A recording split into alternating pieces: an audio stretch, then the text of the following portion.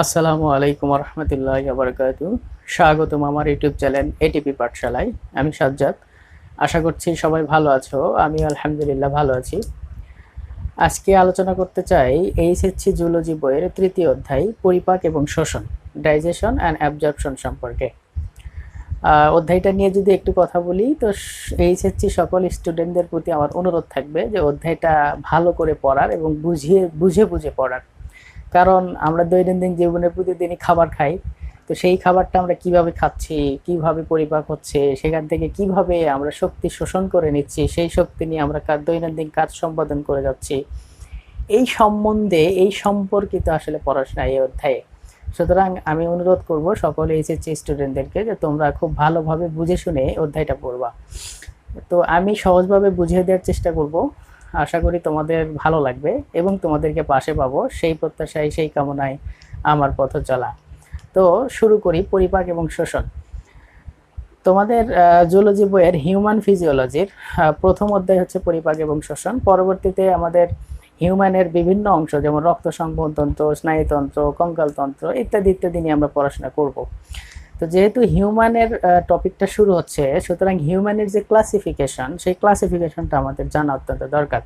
আর আমরা জানি কোনো একটা জীবকে ক্লাসিফিকেশন করতে গেলে 7টা ধাপে তাকে ক্লাসিফিকেশন, মানে 7টা ধাপ লাগে ক্লাসিফিকেশন করার জন্য। ধাপগুলো কি? Kingdom, phylum, class, order, family, genus আর হচ্ছে স্পেসিস। এই 7টা ধাপে নামকরণ করতে হয়।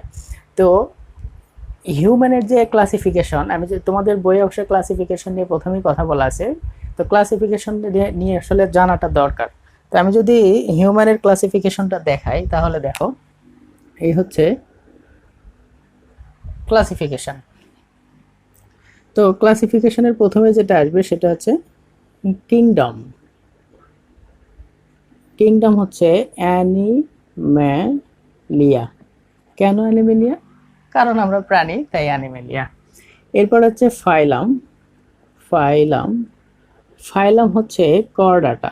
করডাটা পর্বের অন্তর্ভুক্ত হতে চায় তাকে ন্যূনতম তিনটা বিশেষ বৈশিষ্ট্যের অধিকারী হতে হবে। একটা হচ্ছে ভ্রূণী অবস্থায় নটকট থাকতে হবে, ফাঁপা স্নায়ুরজ্জু থাকতে হবে এবং গলবলীয় ফুলকা রন্ধ্র থাকতে হবে।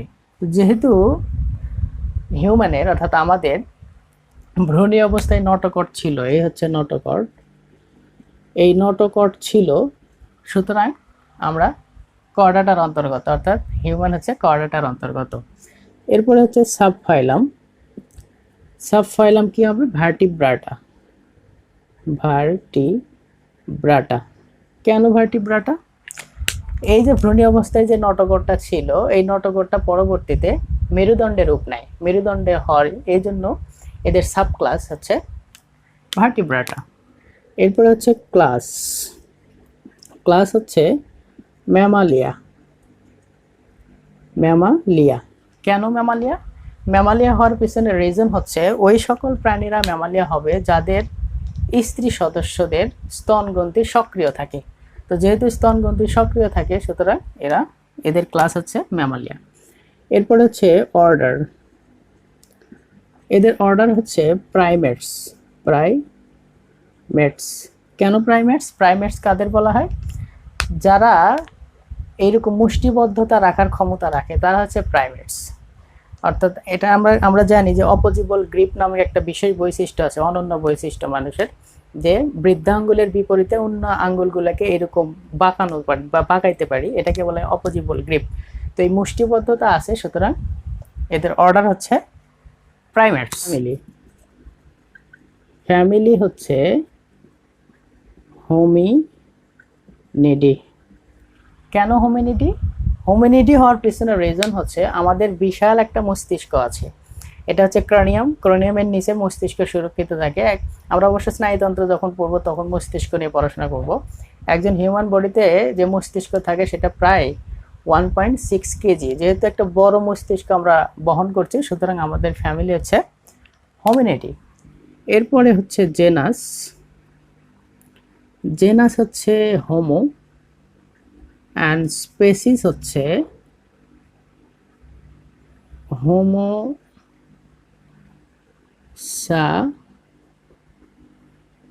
সাপিয়েন্স।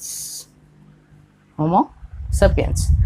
এই হচ্ছে আমাদের মানুষের অর্থাৎ হিউম্যানের ক্লাসিফিকেশনটা জানা দরকার। আর নিচে টান কেন দিলাম, আমরা জানি যে যখন কোনো জীবের নামকরণ করতে হয় এবং সেটা যখন হাত দিয়ে লেখা লাগে তখন অবশ্যই নিচে দাগ দিতে হয়।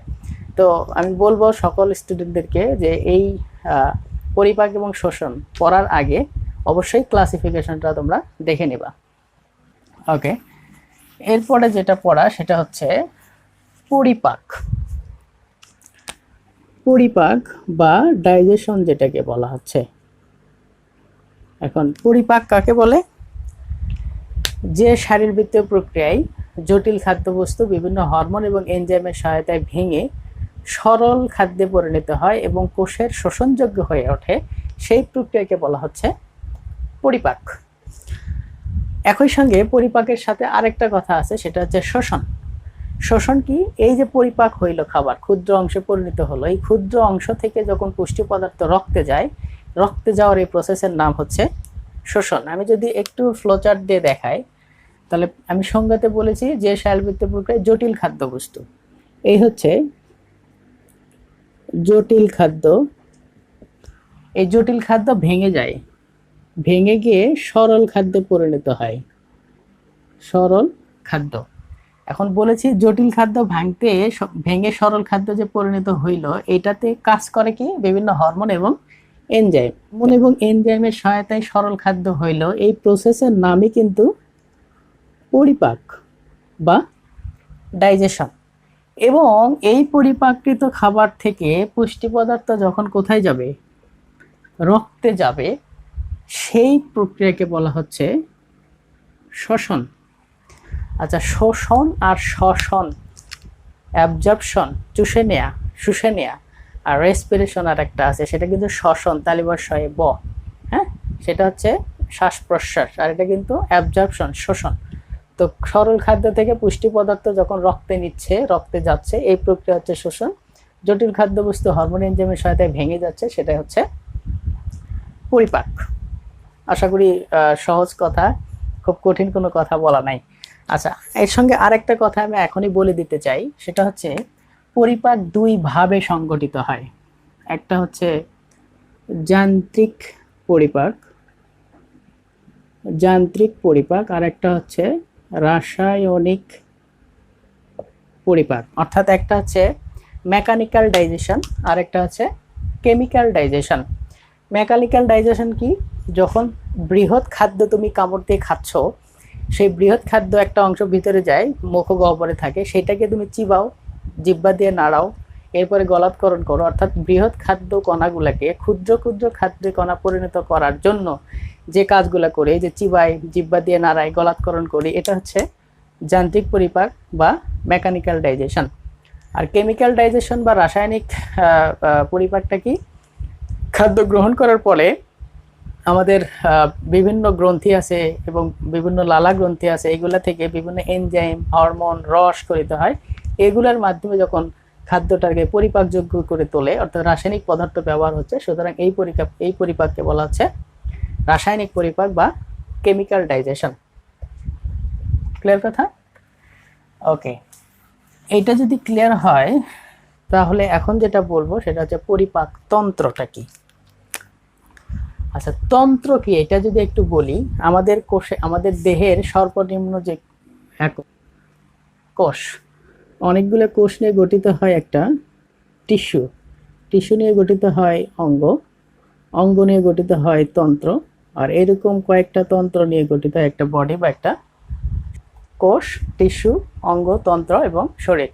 এই যে অনেকগুলো অঙ্গের সমন্বয়ে গঠিত হয় তন্ত্র। আমাদের অনেকগুলো তন্ত্র আছে, যেমন স্নায়ুতন্ত্র আছে, রক্ত সংবহন তন্ত্র আছে, যে আজকে পড়তেছি পরিপাক তন্ত্র বা পৈষ্টিক তন্ত্র, যেটাই বলো একই জিনিস। পৈষ্টিক তন্ত্র এবং পরিপাক তন্ত্র দুটাই কিন্তু সেম জিনিস। তো অনেকগুলো তন্ত্র নিয়ে গঠিত হচ্ছে শরীর। তাহলে তন্ত্র কাকে বলা হচ্ছে? যেখানে অনেকগুলো অঙ্গের সমষ্টি থাকবে। তাহলে যে তন্ত্রের মাধ্যমে খাদ্যবস্তু পরিপাক এবং শোষণ উপযোগী হয়ে ওঠে, সেইটাকেই বলা হচ্ছে পরিপাক তন্ত্র। তো পরিপাক তন্ত্রকে বিশ্লেষণ করার জন্য বা ব্যাখ্যা করার জন্য দুইটা অংশে ভাগ করা হয় পরিপাক তন্ত্রকে। কয়টা অংশ? দুইটা অংশ। একটা হচ্ছে পরিপাক নালী, আর একটা হচ্ছে পরিপাক গ্রন্থি। এই দুইটা অংশে ভাগ করা হয়েছে। পরিপাক নালী বা যেটাকে বলা হচ্ছে ডাইজেস্টিভ ক্যানেল, আরেকটা হচ্ছে ডাইজেস্টিভ গ্ল্যান্ড। ডাইজেস্টিভ ক্যানেল, এটা মনে রাখতে হবে, ডাইজেস্টিভ ক্যানেল হচ্ছে 8 থেকে 10 মিটার লম্বা। আমাদের ডাইজেস্টিভ ক্যানেল অর্থাৎ পরিপাক নালী মুখ থেকে শুরু করে অ্যানাস পর্যন্ত অর্থাৎ পাই পর্যন্ত বিস্তৃত থাকে। তো এর ভিতরে অনেক পেঁচানো অবস্থায় থাকে আমাদের পরিপাক নালীটা। এটাকে যদি এরকম টেনে লম্বা করা হয় তাহলে ক্যানেলের মতো মনে হয়, এবং এটার দৈর্ঘ্য হবে 8 থেকে 10 মিটার। তো আমাদের এই পরিপাক নালীর অনেকগুলো অংশ আছে, আসলে মুখ থেকে শুরু হয় পাই পর্যন্ত বিস্তৃত। এর ভিতরে অনেকগুলো অংশ আছে। অংশগুলোর নাম যদি আমি লিখতে চাই, এবং অংশগুলোর নাম অবভিয়াসলি মনে রাখতে হবে। তো এই অংশগুলোকে মনে রাখার জন্য আমি একটা ট্রিক সবসময় ব্যবহার করে থাকি, ইচ্ছা করলে তোমরাও ব্যবহার করতে পারো। আমি এটা দিয়ে মনে রাখি। ট্রিক্সটা কি? সেটা হচ্ছে মা গো আপা বৃক্ষ এনেছে। এই ট্রিক দিয়ে তুমি মনে রাখতে পারো। দেখো আমি একটু বলি। এই মতে হচ্ছে মুখ এবং মুখগহ্বর, গতে হচ্ছে গলবিল, অতে অন্ননালী, পতে পাকস্থলী, বৃহদান্ত, ক্ষুদ্রান্ত। এর সঙ্গে একটা অ্যাড হবে, সেটা হচ্ছে ক্লিয়ার? আচ্ছা আমি যদি লিখি, দেখো এই হচ্ছে মুখ, মুখ গহ্বর, অন্ননালী,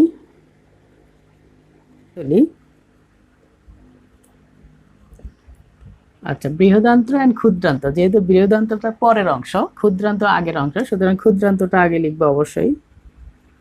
ক্ষুদ্রান্ত এন্ড হচ্ছে বৃহদান্ত্র। আরেকটা যেটা যুক্ত হবে সেটা হচ্ছে পায়ু।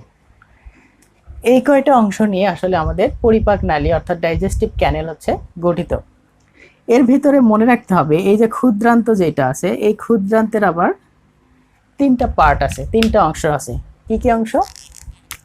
একটা হচ্ছে ডিওডেনাম ও ডেনাম, একটা জেজুনাম, আর একটা হচ্ছে ইলিয়াম বা আইলিয়াম, যেটাই বলো সেটাই। এর ভিতরে ডিওডেনাম হচ্ছে ইংরেজি ইউ আকৃতির মতো দেখতে, এটা হচ্ছে 25 সেন্টিমিটার লম্বা, এটা মনে রাখো। হ্যাঁ, এই 3টা অংশ নিয়ে হচ্ছে আমাদের ক্ষুদ্রান্ত গঠিত। এবং বৃহদান্ত্রের এরকম 3টা পার্ট আছে। আমি যদি পার্টগুলো দেখাই, বৃহদান্ত্রের 3টা পার্ট আছে। কি কি? একটা হচ্ছে সিকাম, কোলন, আর হচ্ছে মলাশয়। কোলনের আবার 4টা পার্ট আছে। আমি যখন ছবি আঁকায় দেখাবো তখন কোলনের 4টা পার্ট দেখাই দিব। তো এই হচ্ছে আমাদের পরিপাক নালী বা ডাইজেস্টিভ ক্যানেল, যেটা এই ডাইজেস্টিভ ক্যানেলের বিভিন্ন অংশগুলো অবশ্যই মনে রাখতে হবে, কারণ অংশগুলোতে কোথায় পরিপাক হয়, কিভাবে পরিপাক হয়, এই অংশগুলো নিয়ে একটু পরে আলোচনা করব। তো ডাইজেস্টিভ ক্যানেলের পরে আমি পরিপাক গ্রন্থি কি কি আছে সেটাও একটু বলে দিতে চাই। আমাদের পরিপাক যে গ্রন্থিগুলো আছে, সেই গ্রন্থিগুলোর ভিতরে প্রথমে আছে হচ্ছে স্যালাইভারি গ্ল্যান্ড, লালা গ্রন্থি। এরপরে আছে হচ্ছে লিভার বা যকৃৎ। এরপরে আছে প্যানক্রিয়াস বা অগ্নাশয় গ্রন্থি। এরপরে আছে হচ্ছে গ্যাস্ট্রিক গ্রন্থি,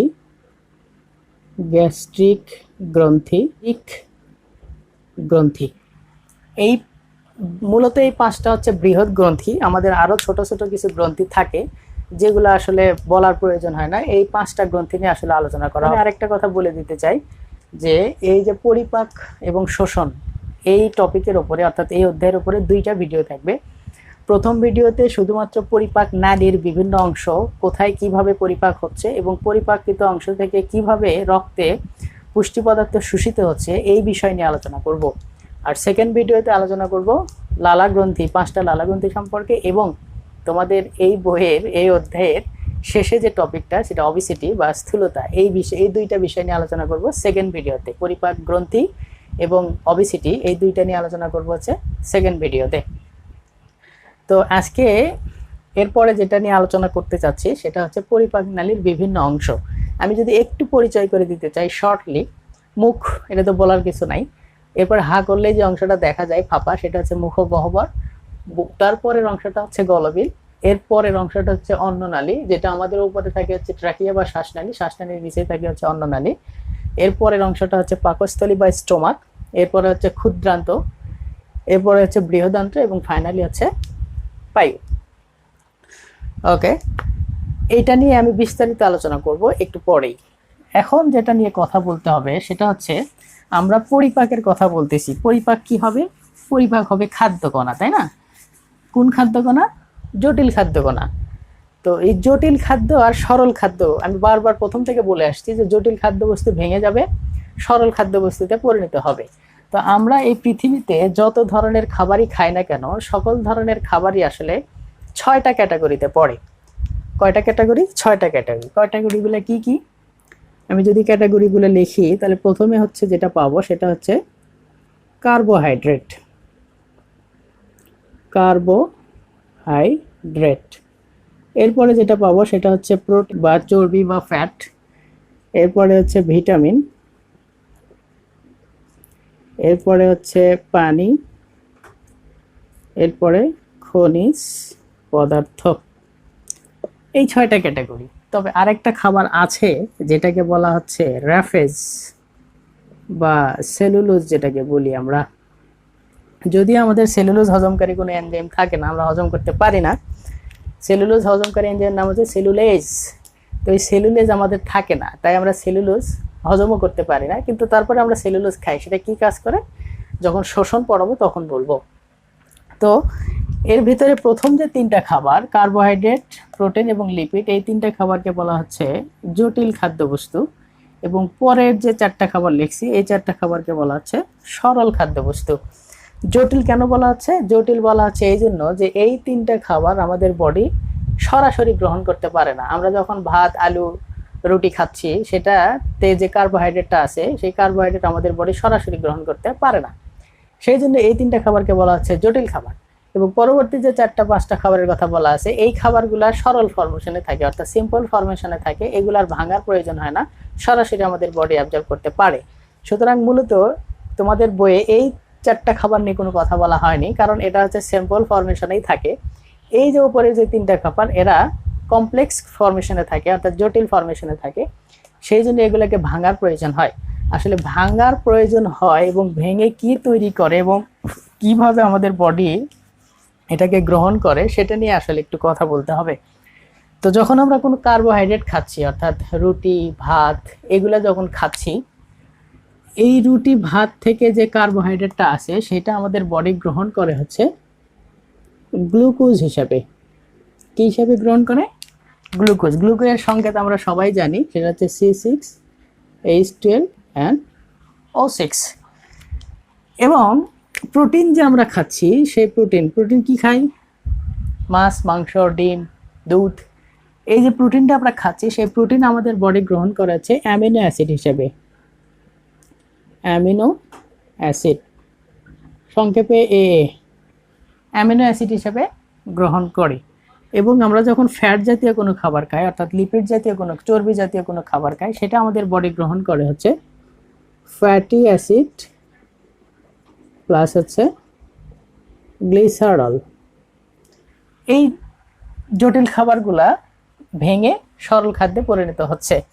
তো যখন আমি সংজ্ঞা বলেছিলাম পরিপাকের, যে জটিল খাদ্যবস্তু বিভিন্ন হরমোন এবং এনজাইমের সহায়তায় ভেঙে যায়। কার্বোহাইড্রেট যে ভাঙবে, ভাঙার জন্য যে এনজাইমগুলো কাজ করে, সেই এনজাইমগুলোকে বলা হয় অ্যামাইলোলাইটিক এনজাইম। Amylolytic enzyme. প্রোটিনগুলোকে যারা ভাঙে তাদেরকে বলা হয় প্রোটিওলাইটিক এনজাইম। এবং লিপিডকে যারা ভাঙে তাদেরকে বলা হয় লাইপোলাইটিক এনজাইম। Lipolytic enzyme. এই যে লাইটিক, এই লাইটিক শব্দটা আসছে হচ্ছে লাইসিস থেকে, ভাঙন। তো যেহেতু কার্বোহাইড্রেটকে ভাঙতেছে, সুতরাং সেটা হচ্ছে অ্যামাইলোলাইটিক। প্রোটিনকে ভাঙলে প্রোটিওলাইটিক এবং লিপিডকে ভাঙলে লাইপোলাইটিক। তো অ্যামাইলোলাইটিক এনজাইমের মধ্যে আছে টায়ালিন, মল্টেজ, সুক্রেজ ইত্যাদি ইত্যাদি। প্রোটিওলাইটিকের মধ্যে আছে ট্রিপসিন, কাইমোট্রিপসিন, রেনিন ইত্যাদি। লাইপোলাইটিকের মধ্যে আছে লাইপেজ, ফসফোলাইপেজ ইত্যাদি। তো এই যে জটিল খাদ্যবস্তু, এই যে এই এনজাইমগুলোর সহায়তা ভাঙতেছে, ভাঙে সরল খাদ্যে পরিণত হচ্ছে, এটা হচ্ছে পরিপাক। তো এরপরে আমরা যে প্রতিনিয়ত খাবার খাই, কার্বোহাইড্রেট, প্রোটিন, লিপিড যেটাই বলো না কেন, সব ধরনের খাবারই আমরা প্রতিনিয়ত খাচ্ছি। তো এই খাবারগুলো আসলে একটা নির্দিষ্ট পরিমাণে খাওয়া উচিত। আমরা জানি আমাদের হিউম্যান বডির জন্য কোনো কিছুই, যে আমাদের হিউম্যান বডির যত যন্ত্রাংশ আছে সেই যন্ত্রাংশগুলা একটা নির্দিষ্ট মাত্রায় থাকে, সবগুলোর পরিমাণে। এখন তুমি যখনই কোনো কিছু বেশি গ্রহণ করবা সেটাও আমার বডির জন্য ক্ষতিকর, আবার যদি কম গ্রহণ করো সেটাও একটা আমাদের বডির জন্য ক্ষতিকর। তো আসলে একটা নির্দিষ্ট পরিমাণ তোমাদের বইয়ে এটা বলা আছে। আমি যদি একটু লিখি, কার্বোহাইড্রেট যে তুমি খাচ্ছ সেটা প্রতিনিয়ত খাবার প্রয়োজন হচ্ছে 415 থেকে 600 গ্রাম। প্রোটিন হচ্ছে 100 থেকে 150 গ্রাম, আর লিপিড হচ্ছে 50 থেকে 55 গ্রাম। আমরা কি আদৌ এই খাবারটা খাই কিনা আমরা নিজেরাই প্রশ্ন করলে অ্যান্সারটা পেয়ে যাব। সুতরাং যাই হোক, ওইদিকে না যাই। তো এই হচ্ছে আমাদের জটিল খাদ্যবস্তুগুলো ভেঙে সরল খাদ্যবস্তুতে পরিণত হওয়ার যে প্রসেসটা দেখে নিতে হবে। এবং অ্যামাইলোলাইটিক, প্রোটিওলাইটিক, লাইপোলাইটিক যে এনজাইমগুলো আছে, এনজাইম নিয়ে আমি কথা বলবো, তারপরে তোমাদের উচিত এনজাইমগুলো ভালোভাবে মাথায় রাখা। ওকে, এরপরে এই খাদ্যবস্তুগুলো জানার পরে, অর্থাৎ কিভাবে ভেঙে গেল, এটার পরে এখন পরিপাক কিভাবে হবে সেটা সম্পর্কে জানা দরকার, তাই তো? তো প্রথমে তোমাদের বইয়ে যেটা নিয়ে আলোচনা করা আছে সেটা হচ্ছে মুখে পরিপাক। এই টপিকে নিয়ে যদি আমি একটু আলোচনা করতে চাই, আমরা জানি যে পরিপাক নালী মুখ থেকে পাই পর্যন্ত বিস্তৃত, এটার দৈর্ঘ্য হচ্ছে প্রায় 8 থেকে 10 মিটার। তো এই মুখে পরিপাক, এই টপিকে আলোচনা করতে গিয়ে মুখের ভিতরে খাদ্যটার কিভাবে পরিপাক হচ্ছে এটা বলার আগে আমি প্রথমেই বলে আসছি পরিপাক কিন্তু দুই ভাবে সংগঠিত হয়, একটা হচ্ছে যান্ত্রিক পরিপাক আর একটা হচ্ছে রাসায়নিক পরিপাক। তো যান্ত্রিক পরিপাকে বলে আসছি যে বৃহৎ খাদ্যবস্তু ক্ষুদ্র ক্ষুদ্র অংশে পরিণত হবে, সেটা হচ্ছে যান্ত্রিক। এবং রাসায়নিক বস্তু যখন তার সাথে মিক্সড হয়ে যাবে এবং অন্য রাসায়নিক যৌগতে পরিণত হবে, সেটা হচ্ছে রাসায়নিক পরিপাক। তো মুখে পরিপাকও দুই ধরনের হবে, যান্ত্রিক পরিপাক এন্ড রাসায়নিক পরিপাক। যান্ত্রিক পরিপাকের ক্ষেত্রে মুখের ভিতরে উপরের তালু, নিচের তালু আছে, জিহ্বা আছে, দাঁত আছে, এগুলা নিয়ে আবার মুখের ভিতরে কিছু স্যালাইভারি গ্ল্যান্ড আছে, অর্থাৎ লালা গ্রন্থি আছে, এগুলা নিয়ে আসলে মুখে পরিপাক সংগঠিত হয়। তো মুখে পরিপাক নিয়ে বলতে গেলে অবশ্যই দুইটা বিষয় নিয়ে অবশ্যই আলোচনা করতে হবে, একটা হচ্ছে জিহ্বা আর একটা হচ্ছে দাঁত। আচ্ছা, প্রথমে যদি আমি জিহ্বা নিয়ে একটু কথা বলি। জিহ্বা, আমরা প্রতিনিয়ত বিভিন্ন ধরনের খাবার খাচ্ছি এবং বিভিন্ন ধরনের খাবারের টেস্ট বা স্বাদ যেটাকে বলি, এই স্বাদগুলো বিভিন্ন ধরনের হয়ে থাকে। তো এই স্বাদগুলো আমরা কিভাবে পাই? তো আমি যদি একটু দেখাই, এই হচ্ছে একটা, মনে করো জিহ্বার একটা ছবি, হ্যাঁ, এই হচ্ছে জিহ্বার একটা ছবি। হ্যাঁ, এই জিহ্বার বিভিন্ন অংশে বিভিন্ন টেস্টি বার্ড থাকে, অর্থাৎ স্বাদ কোরক থাকে। এর ভিতরে প্রথম জিহ্বার অগ্রভাগে যেটা আমরা বলি, জিহ্বার অগ্রভাগ, এটাতে যে স্বাদটা অনুভূত হয় সেটা হচ্ছে মিষ্টি, সুইট। এরপরের, তাহলে মিষ্টি দিয়ে কিন্তু শুরু হইলো। হ্যাঁ, এরপরে এই দুই সাইডে যে স্বাদকোরকটা থাকে, এই স্বাদকোরকটা হচ্ছে নোনতা। কি নোনতা, অর্থাৎ লবণ হয়েছে কি হয় নাই, এটা নির্বাচন করা হচ্ছে জিহ্বার অগ্রভাগের পরের দুই পাশের অংশ। এরপরে এই যে দুই পাশে যে অংশটা দেখতে পাচ্ছ আমাদের জিহ্বার, এই দুই অংশটা যে স্বাদ অনুভব করে, এই স্বাদের নাম হচ্ছে অম্লতা। সহজ বাংলায় যেটাকে বলি আমরা টক, তেঁতুল বললে তো মুখে পানি চলে আসে। এই টক জাতীয় যে স্বাদটা আমরা অনুভব করি সেটা হচ্ছে দুই সাইডে, এবং একদম শেষে গোড়ার দিকে যে স্বাদকোরকটা আমরা অনুভব করি, এই স্বাদকোরকটা হচ্ছে তিক্ততা,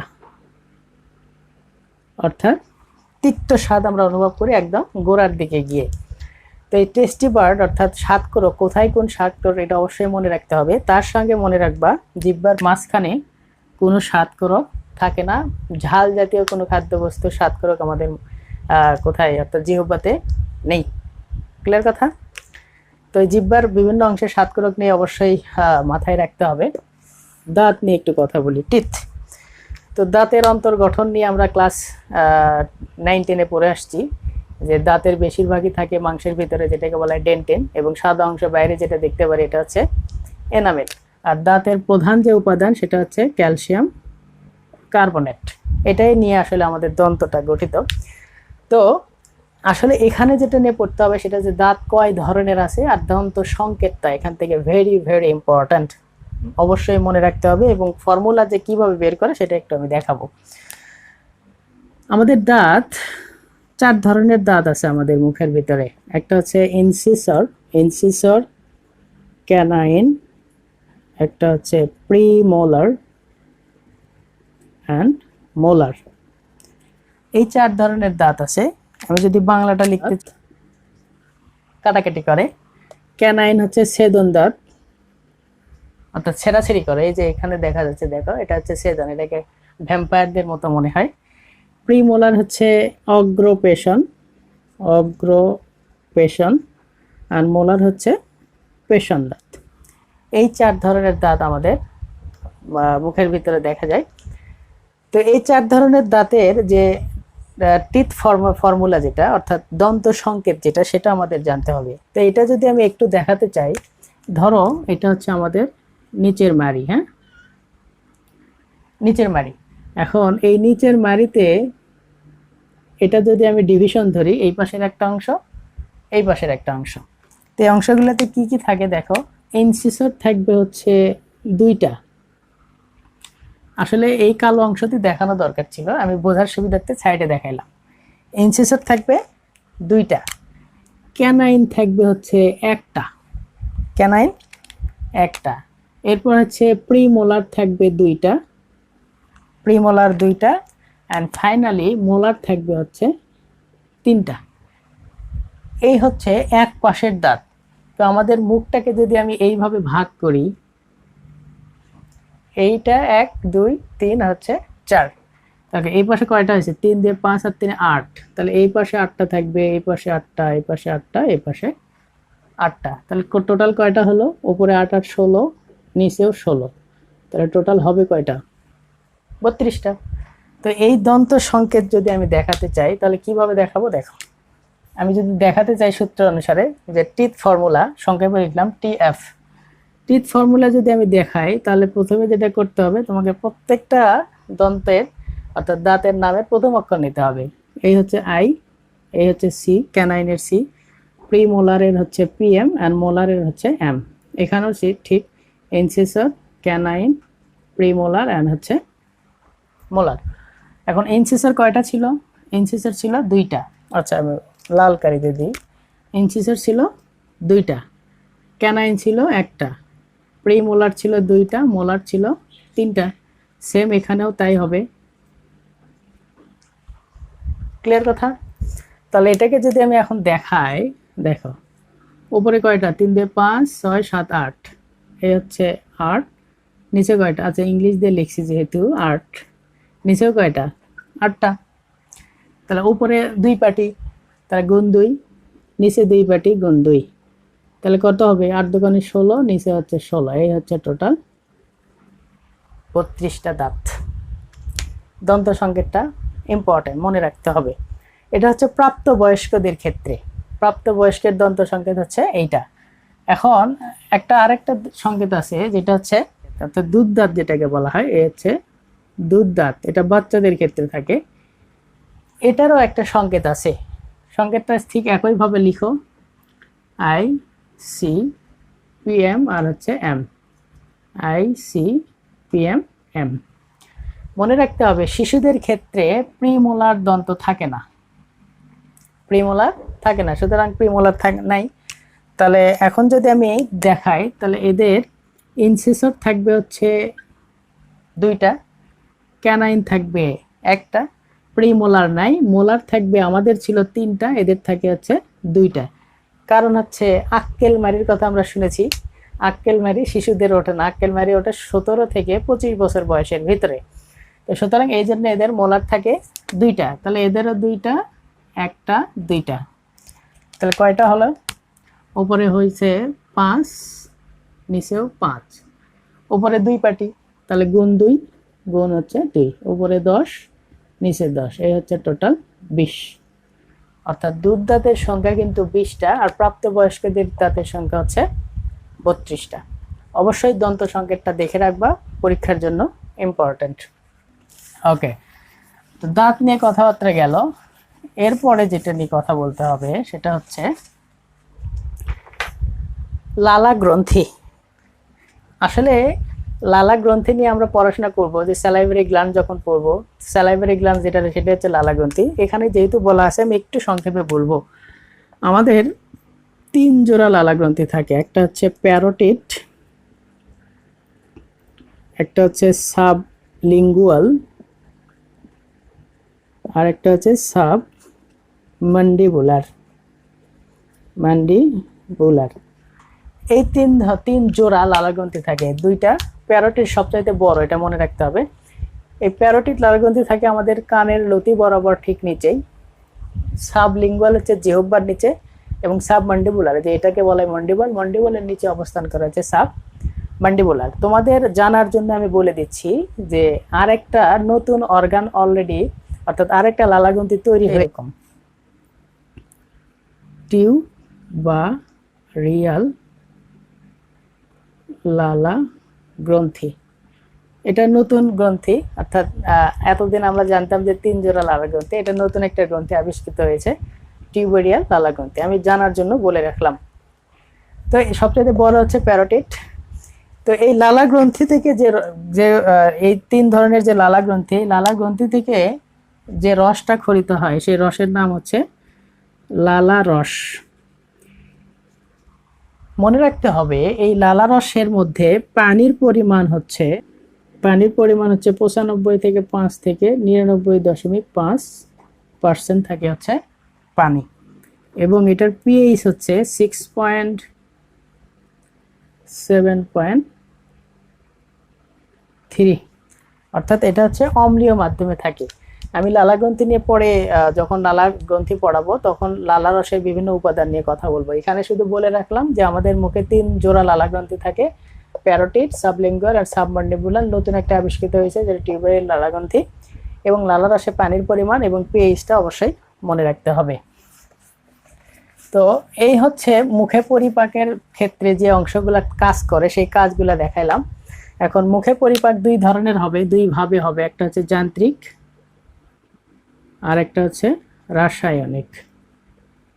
তো মুখে যান্ত্রিক পরিপাক কি? যখন আমরা বৃহৎ কণা খাইলাম, সেটাকে চিবাইলাম, গলাৎকরণ করব, ক্ষুদ্র ক্ষুদ্র অংশে পরিণত হবে, সেটা হচ্ছে যান্ত্রিক পরিপাক, সহজ কথা।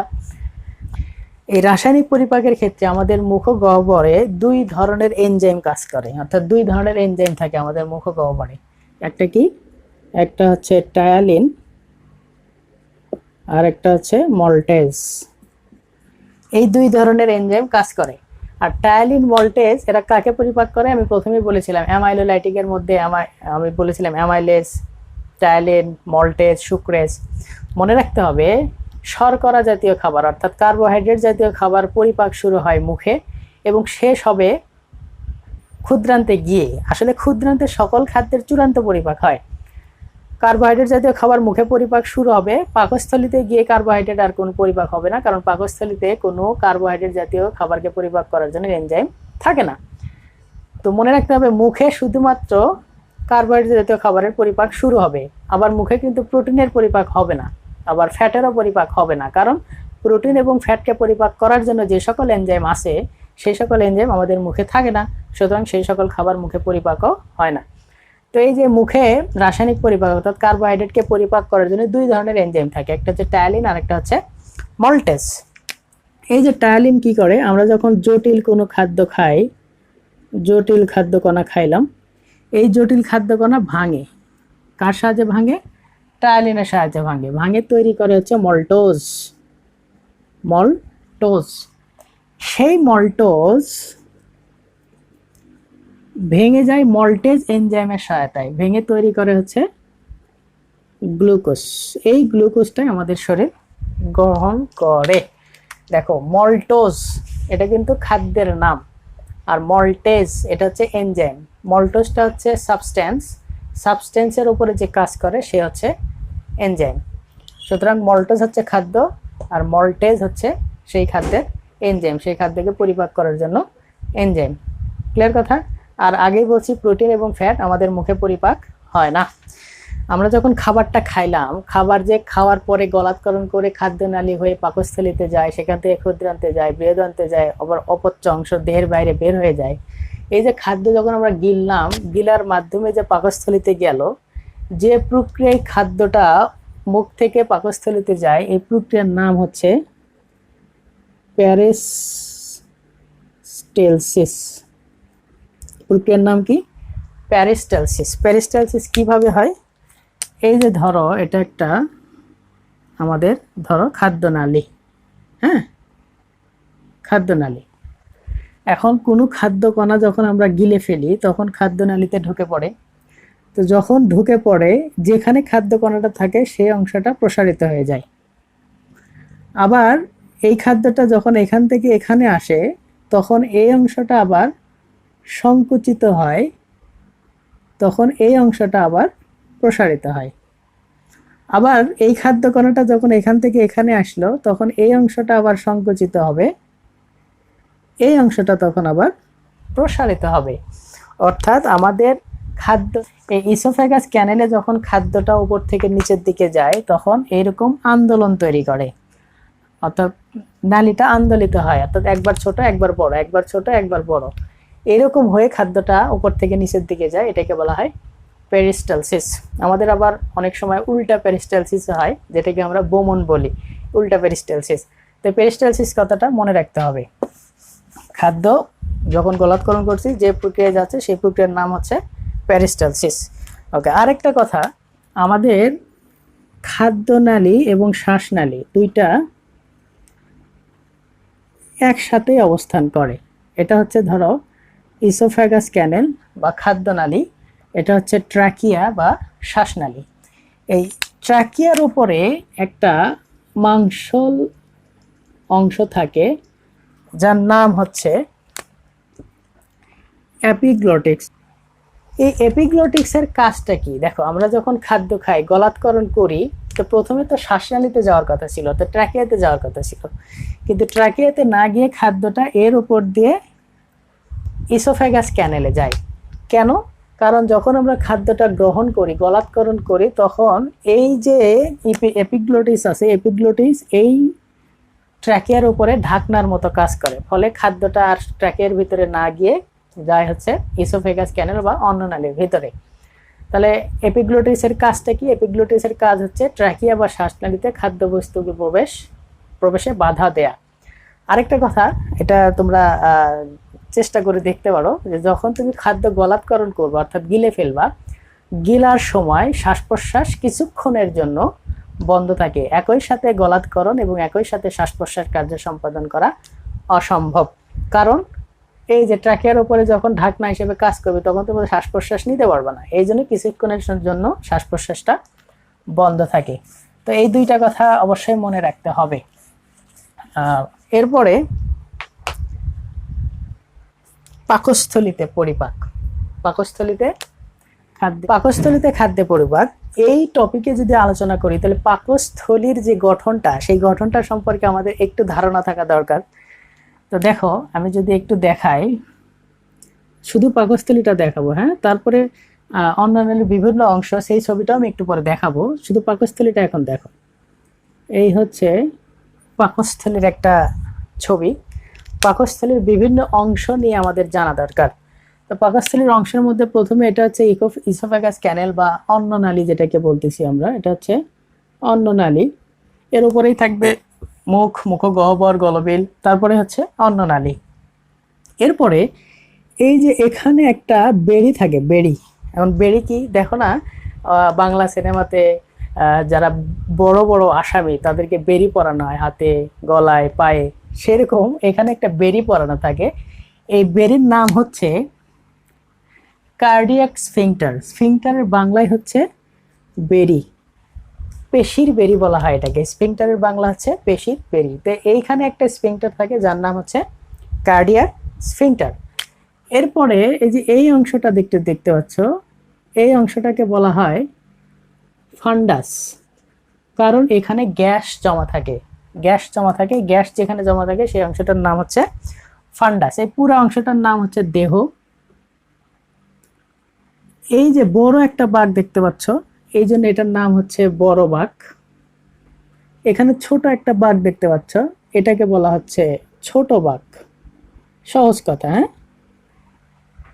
এবং এখানে একটা অংশ থাকে যার নাম হচ্ছে পাইরোলিক, পাইরোলাস বা লিক বলে এটাকে, পাইরোলিক। এবং এখানে আরেকটা স্ফিংটার থাকে, এই স্ফিংটারের নাম হচ্ছে পাইরোলিক স্ফিংটার।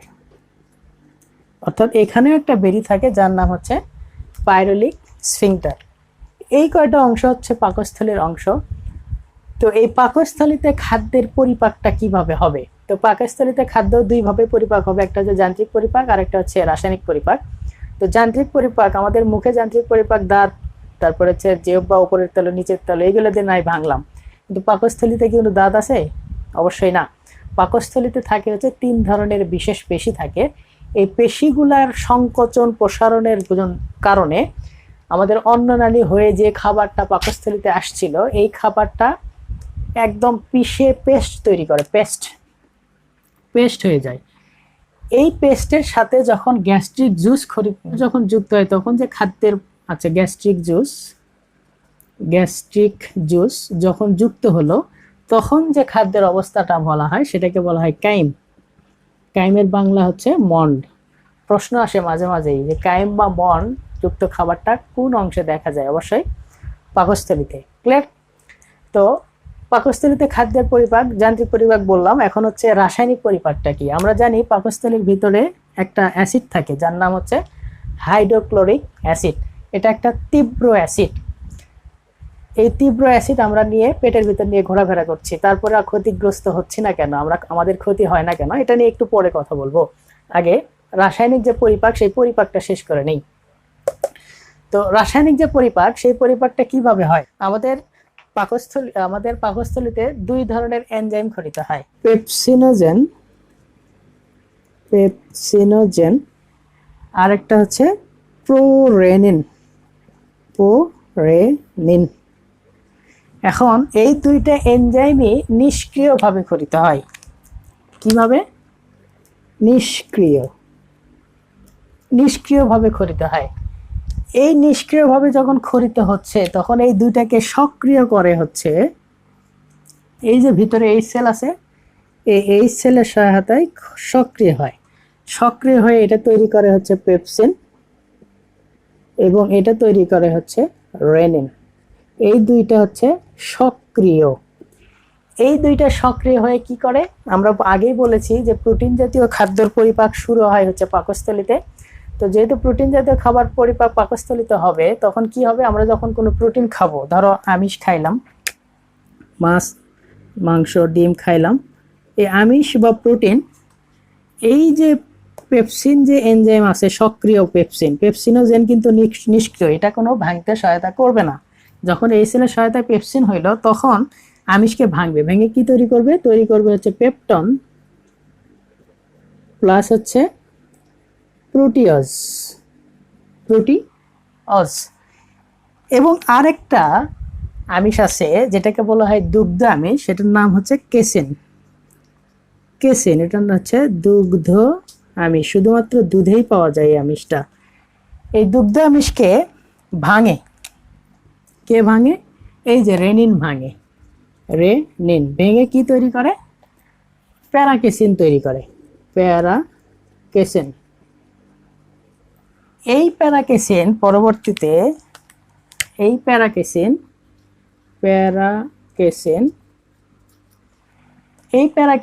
পরবর্তীতে এই যে পেপসিন এনজাইমটা আছে, পেপসিন এনজাইমের সহায়তায় ভেঙে গিয়ে পেপটন তৈরি করে।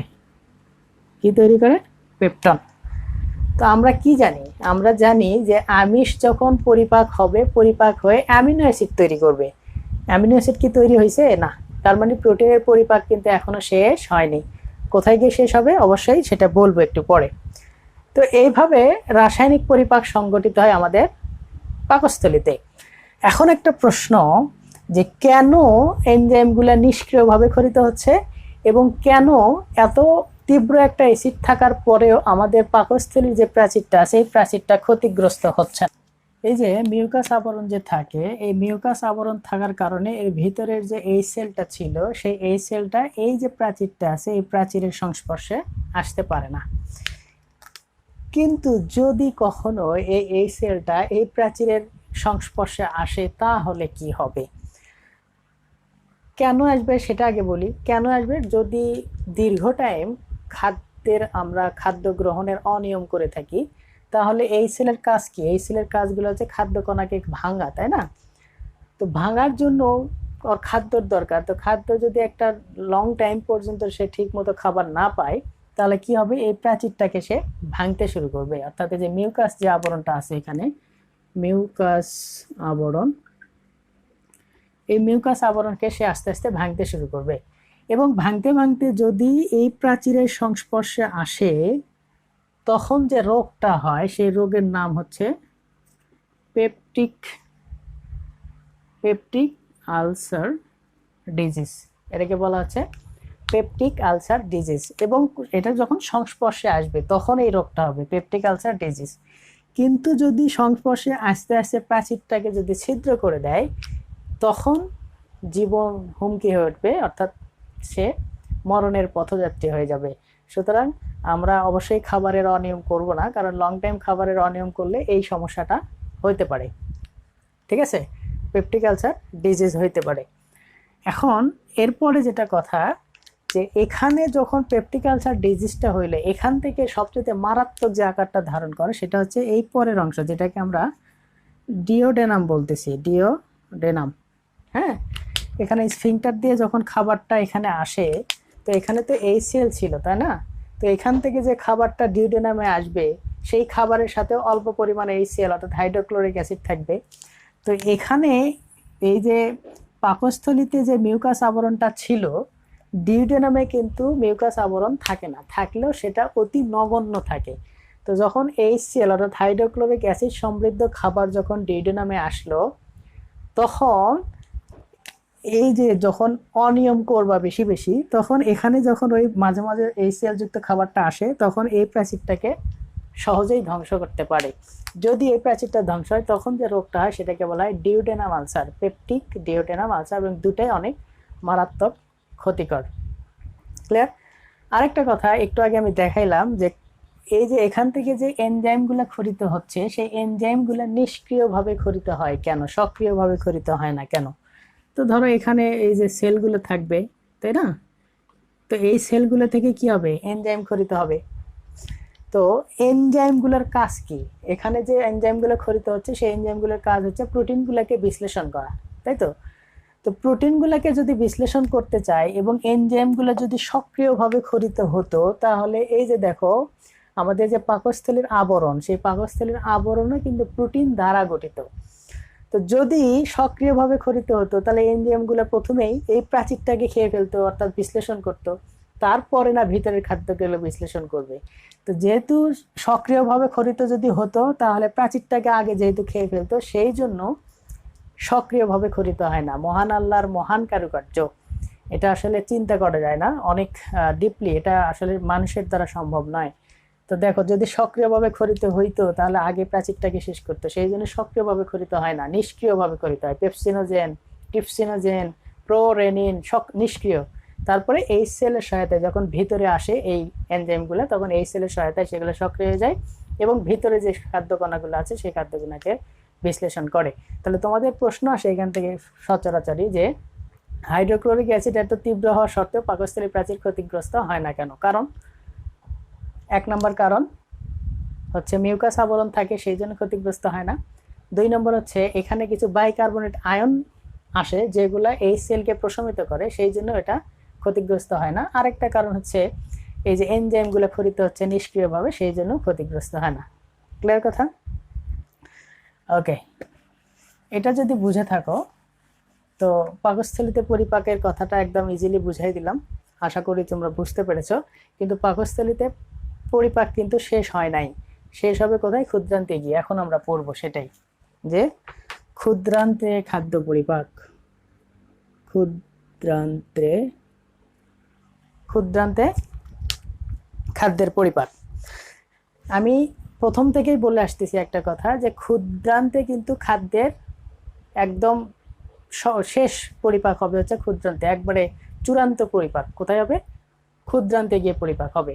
মনে রাখতে হবে ক্ষুদ্রান্তে গিয়ে সকল খাবার বলতে কি বুঝাইছি? 3 ধরনের খাবার, অর্থাৎ কার্বোহাইড্রেট, সকল কার্বোহাইড্রেট এখানে আইসা গ্লুকোজ হয়ে যাবে কোথায়? ক্ষুদ্রান্তে এসে। সকল প্রোটিন এখানে এসে হয়ে যাবে কি? অ্যামিনো অ্যাসিড, সংক্ষেপে লিখলাম। এবং সকল ফ্যাট বা সকল লিপিড এখানে হয়ে যাবে ফ্যাটি অ্যাসিড প্লাস হচ্ছে গ্লিসারল। এই 3টা ফরমেশন শেষ হবে কোথায় এসে? আমাদের ক্ষুদ্রান্তে এসে। ক্ষুদ্রান্তে যেহেতু চূড়ান্ত পরিপাক হচ্ছে, তাহলে ক্ষুদ্রান্তটা আসলে কোন জায়গা সেটা আমাদের জানার প্রয়োজন আছে। তো আমি যদি একটু দেখাই, এই যে দেখো, এটা হচ্ছে আমাদের অন্ননালী, এটা হচ্ছে পাকস্থলী, এরপরে হচ্ছে ডিওডেনাম, এটা হচ্ছে ক্ষুদ্রান্ত, এটা হচ্ছে, আচ্ছা এটা আমি ডাবল করে দিতে হবে অবশ্যই, ঠিক আছে। এই যে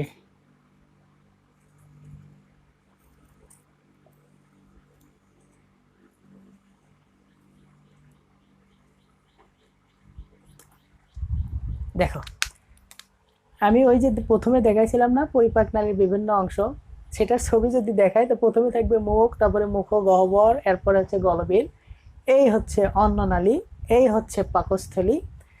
পাকস্থলীর পরের যে অংশটা, যে এখানে একটা পাইলোরিক স্ফিংক্টার থাকে, স্ফিংক্টারের পরের ইউ আকৃতির যে অংশটা দেখতে পাচ্ছ, এই যে এইটুকু অংশকে বলা হচ্ছে ডিওডেনাম। আমার ক্ষুদ্রান্তে দেখেছিলাম 3টা পার্ট, ডিওডেনাম, জেজুনাম আর ইলিয়াম।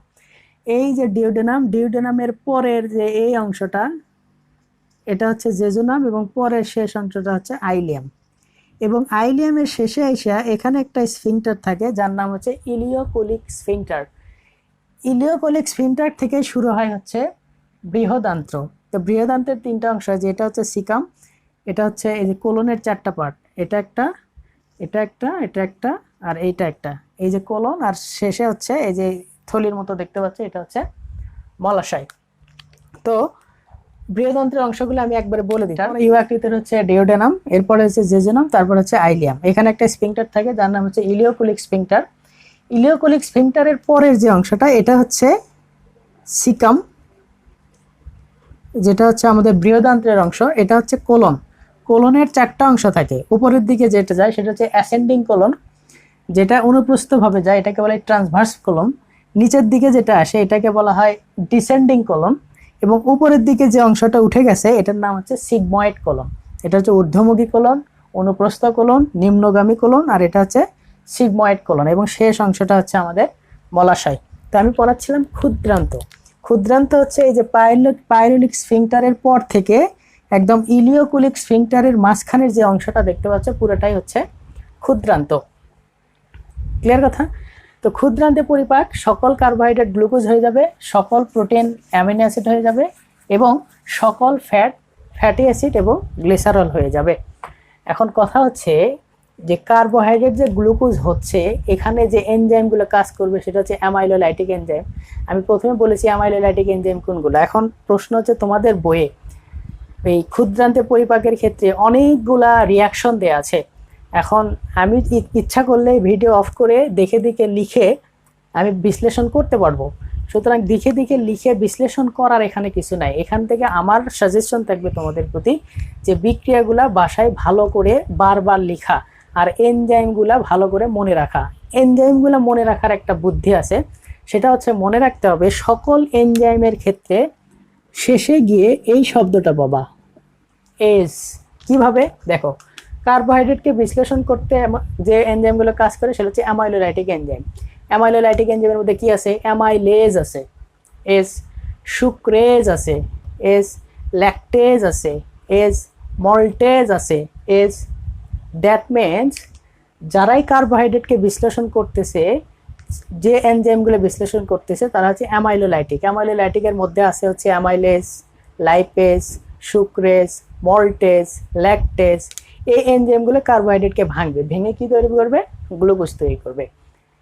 বিক্রিয়াগুলো আমি আবারও বলতেছি যে বিক্রিয়াগুলো যেগুলো আছে এগুলো বাসায় ট্রাই করতে হবে, আর এনজাইমগুলো মনে রাখার এই ট্রিকটা মনে রাখতে হবে। এরপরে প্রোটিনগুলোকে বিশ্লেষণ করবে প্রোটিওলাইটিক এনজাইম। এর মধ্যে আছে হচ্ছে তোমার ট্রিপসিন, কাইমোট্রিপসিন, তারপরে আছে রেনিন, কার্বক্সিপেপটাইডেজ, অ্যামাইনো পেপটাইডেজ, অনেকগুলো এনজাইম আছে। কিন্তু প্রশ্ন হচ্ছে প্রোটিনকে যারা ভাঙতেছে, এই সকল এনজাইম যারা আসতেছে তারা কিন্তু নিষ্ক্রিয়ভাবে আসে, সক্রিয়ভাবে আসে না। কিভাবে আমি একটু যদি দেখাই, দেখো আমি কি কি দেখাইছিলাম। প্রথমে দেখাইছিলাম হচ্ছে, এরপরে দেখাইছিলাম হচ্ছে প্রোরেনিন, এখন দেখাবো হচ্ছে ট্রিপসিনোজেন,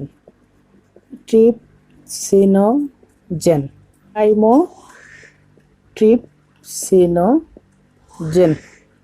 এগুলা কিন্তু সবগুলাই নিষ্ক্রিয়ভাবে খরিত হচ্ছে যারা প্রোটিনকে বিশ্লেষণ করবে। এরা সক্রিয় হবে, দেখো পেপসিনোজেন, এটা সক্রিয় হবে এই সেলের সহায়তায়, তৈরি করবে পেপসিন, ঠিক আছে। প্রোরেনিন সক্রিয় করবে এই সেল, তৈরি করবে হচ্ছে রেনিন। ট্রিপসিনোজেন তৈরি করবে ট্রিপসিন, এখানে এন্টারোকাইনেজ, এবং অবশেষে কাইমোট্রিপসিন যেটা, সেটা এই ট্রিপসিনের সহায়তায় তৈরি হয় কাইমোট্রিপসিন, ঠিক আছে। এই যে প্রোটিনকে যারা ভাঙতেছে, সকল প্রোটিন ক্ষুদ্রান্তে এসে অ্যামিনো অ্যাসিড তৈরি করবে। আমরা ওই যে ক্ষুদ্রান্তে পাকস্থলিতে পরিপাকে দেখলাম না যে আমিষ পেপসিনের সহায়তায় প্রোটিওজ এবং পেপটন তৈরি করলো, দুগ্ধ আমিষ প্যারাকেসিন, কেসিন তৈরি করলো, কেসিনের সহায়তায় প্যারাকেসিন, সেই প্যারাকেসিন আবার পেপটন তৈরি করলো। ওই যে প্রোটিওজ, পেপটন সকলগুলো এখানে এসে অ্যামিনো অ্যাসিড তৈরি করবে এই সকল এনজাইমের সহায়তায়। ক্লিয়ার কথা? এটা মনে রাখবা, কোনটা নিষ্ক্রিয় আর কোনটা হচ্ছে সক্রিয়। এগুলো সবগুলো সক্রিয়, এগুলোর সহায়তায় সক্রিয় হয়, এগুলো হচ্ছে নিষ্ক্রিয়। এবং শেষে হচ্ছে ফ্যাটগুলো এখানে ভেঙে যায়, ভেঙে গিয়ে তৈরি করে হচ্ছে ফ্যাটি অ্যাসিড এবং হচ্ছে গ্লিসারল। কিন্তু এখানে একটা ইম্পর্টেন্ট কথা আছে, এই যে এই ফ্যাটগুলো আসলে সহজে ভাঙতে চায় না।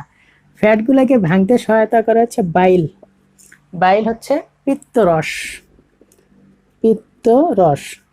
ভেঙে গিয়ে এই বাইলগুলোকে ভাঙে, বাইলের সহায়তায় ভেঙে তৈরি করে হচ্ছে, নামটা কি? ইমালসিফিকেশন।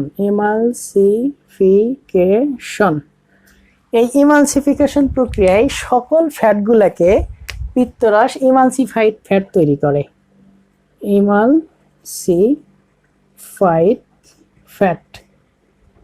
এই ইমালসিফাইড ফ্যাট যখন ইমালসিফিকেশন প্রক্রিয়ায় পিত্তরসগুলো ইমালসিফাইড ফ্যাট তৈরি করলো, সেই ইমালসিফাইড ফ্যাটগুলা পরবর্তীতে বিভিন্ন ধরনের লাইপেজ এনজাইমের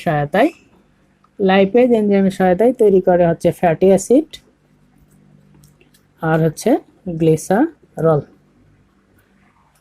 ঠিক আছে। প্রোটিনগুলো ভাঙলো, কার্বোহাইড্রেটগুলো ভাঙলো এনজাইমের সহায়তায়। যেভাবে ভাঙে ফ্যাটটা একটু অন্যভাবে ভাঙতে হয়, কারণ ফ্যাটগুলো হচ্ছে অদ্রবণীয়, পানিতে সহজে এরা দ্রবীভূত হয় না। আমাদের পাকস্থলীতে পানি থাকে, এই সেলের মধ্যে ভাসমান থেকে, এরা সহজে দ্রবীভূত হয় না। সেই জন্য বাইলের সহায়তায়, বাইল কোথা থেকে আসে?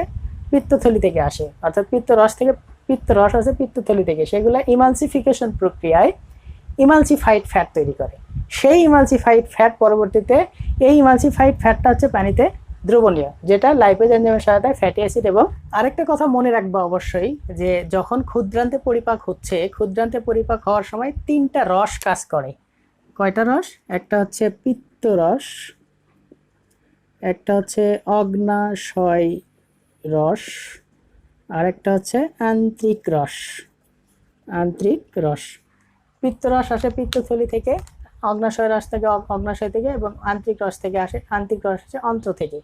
এই তিনটা রস আমাদের যে পরিপাক হচ্ছে এই পরিপাকে কিন্তু সহায়তা করে। কার্বোহাইড্রেটকে এনজাইম অ্যামাইলোলাইটিক, প্রোটিনকে প্রোটিওলাইটিক, এবং এই যে বাইল বা পিত্ত রস কিন্তু এমালসিফিকেশন প্রক্রিয়া এমালসিফাইড ফ্যাট তৈরি করে। সেই এমালসিফাইড ফ্যাট পরবর্তীতে ফ্যাটি অ্যাসিড এবং গ্লিসারল তৈরি করে। এই হচ্ছে ক্ষুদ্রান্তে পরিপাক। মনে রাখতে হবে ক্ষুদ্রান্তে পরিপাকটা একবারে চূড়ান্ত লেভেলের পরিপাক হয়ে থাকে। পরে হচ্ছে খাদ্যবস্তুর শোষণ। এতক্ষণ হইলো কি? এতক্ষণ হইলো হচ্ছে পরিপাক কিভাবে হইলো, কোন খাদ্য কোন অংশে পরিণত হলো। এরপরে শোষণ কিভাবে হবে। টপিকের নাম হচ্ছে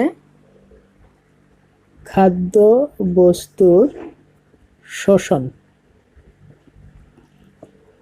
তো খাদ্য বস্তুর শোষণে যেটা ব্যাখ্যা করতে হবে এটা ইজিলি, সেটা হচ্ছে আমি বলেছি যে ক্ষুদ্রান্তে এসে সকল কার্বোহাইড্রেট, গ্লুকোজ, সকল প্রোটিন, অ্যামিনো অ্যাসিড এবং সকল ফ্যাটগুলা গ্লিসারল এবং ফ্যাটি অ্যাসিড তৈরি করে।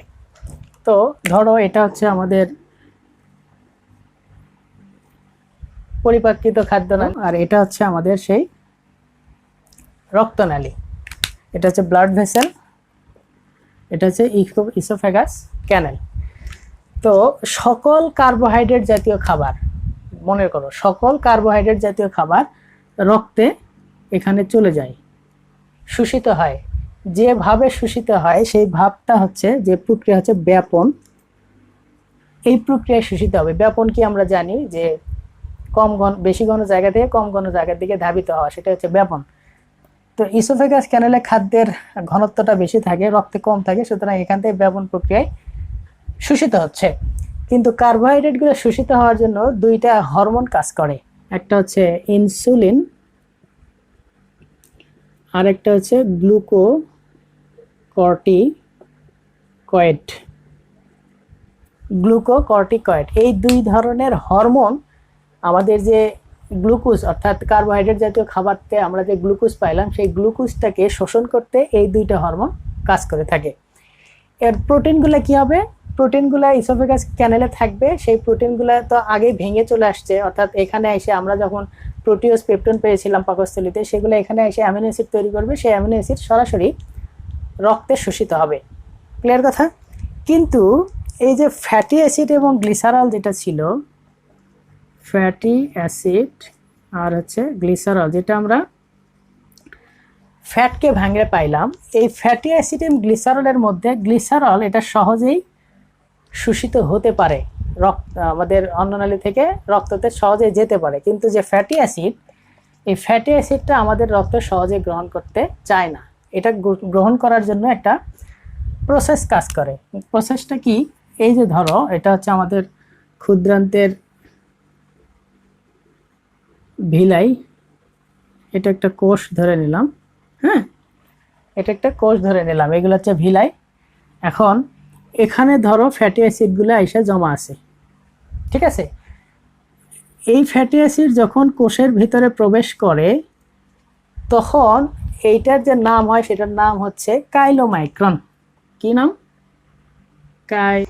এই কাইলোমাইক্রন কোষের ভিতর থেকে বের হয়ে আসে।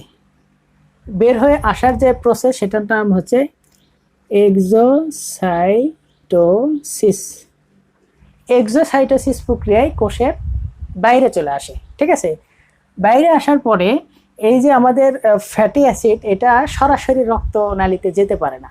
এটা যাওয়ার জন্য লসিকা নালীর প্রয়োজন হয়। এই যে ধরো এটা একটা লসিকা নালী। এই লসিকা নালী পরবর্তীতে এই এক্সোসাইটোসিস প্রক্রিয়ায় যেটা বাইরে আসছিল, এটা কোষের ভিতরে প্রবেশ করে। কার ভিতরে? এই যে লসিকা নালীর ভিতরে প্রবেশ করে। লসিকা নালীর ভিতরে প্রবেশ করার পরে লসিকা নালী হয়ে পরবর্তীতে এটা রক্তে যায়। টোটাল সামারাইজ যে কথাটা, যে ফ্যাটি অ্যাসিড যেটা ছিল, এই ফ্যাটি অ্যাসিডটা আমাদের কোষ সরাসরি রক্তে যেতে পারে না। এই ফ্যাটি অ্যাসিডের যে খাদ্যকণা, এটা সরাসরি আমাদের রক্তে যেতে পারে না। এটা কি করে?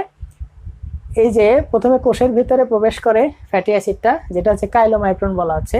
এই কাইলোমাইক্রনটা এখানে এসে আরো ক্ষুদ্র ক্ষুদ্র অংশে পরিণত হয়, আরো ক্ষুদ্র ক্ষুদ্র অংশে পরিণত হয়। এই ক্ষুদ্র ক্ষুদ্র অংশ এক্সোসাইটোসিস প্রক্রিয়ায় এটা কোষের বাইরে চলে আসে। বাইরে আসার পরে এটা আবার লসিকা নালীতে প্রবেশ করে। এটা হচ্ছে লসিকা নালী। এই লসিকা নালী হয়ে পরবর্তীতে এই ফ্যাটি অ্যাসিডটা আমাদের রক্তে যায়, তখন আবার এটা শোষণযোগ্য হয়ে ওঠে।